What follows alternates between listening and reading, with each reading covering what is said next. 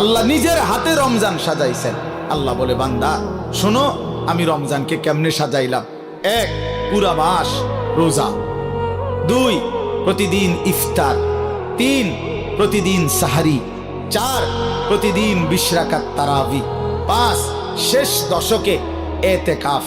6, শেষ দশকের বেজর রাত্রিতে শবে কদর। এরপরে 7, একটা নফল একটা ফরজের সমান। 8, একটা ফরজ 70টা ফরজের সমান। 9, প্রথম দশক রহমত। 10, মাঝখানের দশক মাগফিরাত। 11, শেষ দশক জাহান্নাম থেকে মুক্তি। আল্লাহ বলেন, জান্নাতের দরজা খুলে দিলাম, জাহান্নামের দরজা বন্ধ করে দিলাম, সমস্ত শয়তানগুলোকে শেকলে বন্দী করে দিলাম, চারিদিক দিয়া গোলাইয়া সব গুছাইয়া বান্দা রাস্তা কেবল একটাই খোলা, দরজা কেবল একটাই খোলা।